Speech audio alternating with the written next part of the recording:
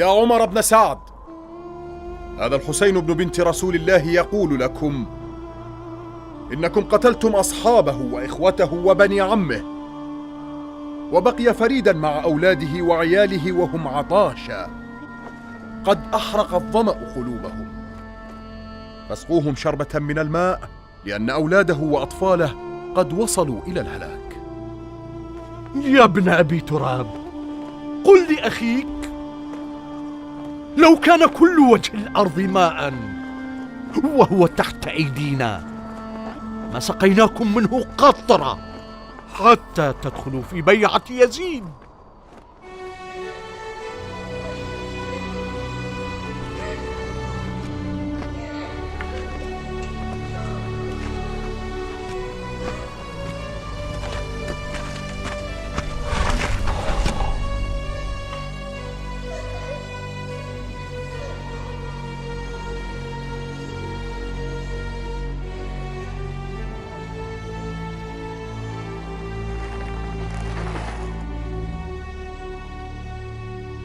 يا أخاه، هل من رخصة؟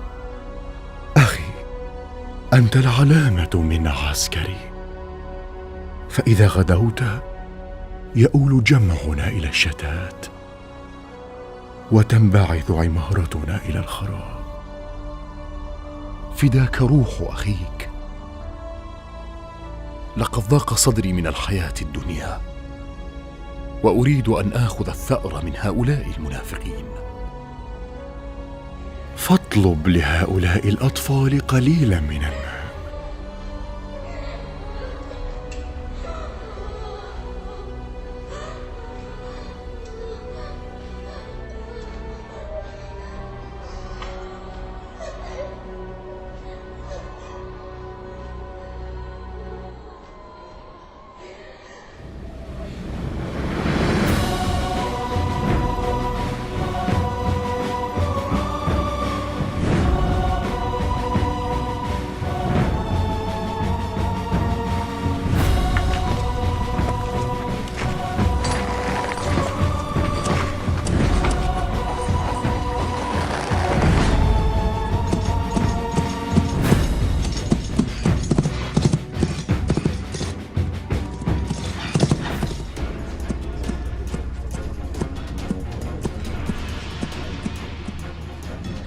كيف استعداد الرماة يا بشر؟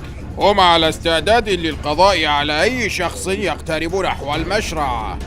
اعلم يا بشر أن الحسين وأخاه قادران على الوصول إلى المشرعة، فكن مستعدا. بالطبع يا سيدي، نحن على أتم الاستعداد.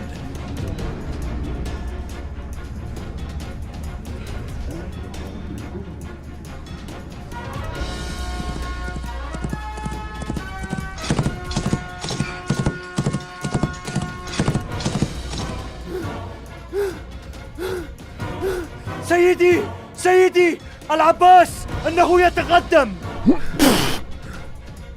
ماذا قلت؟ العباس قادم نحونا؟ لا يا سيدي، إنه يتقدم نحو المشرعة. المشرعة؟ أخيراً قرر العباس جلب الماء بنفسه. ماذا؟ يجلب الماء؟ وأين رجالنا عنه؟ لا تقلق يا شمر، لقد وضعت 4000 مقاتل تحت إمرة عمرو بن الحجاج لحماية المشرعة.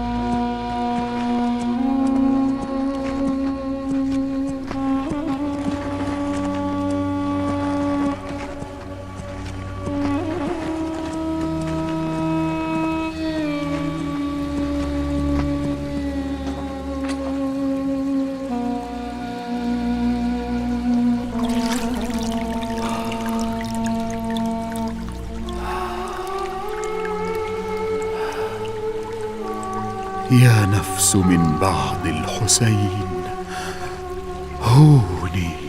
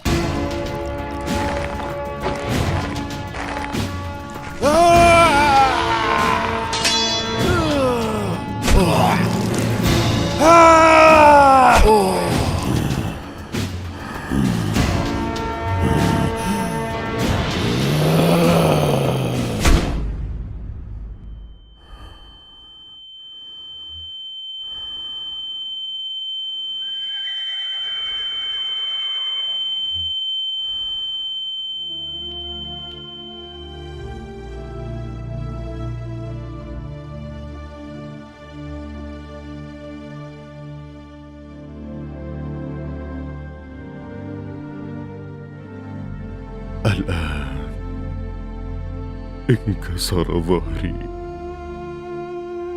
وقلت حيلتي وشمت بي عدوي.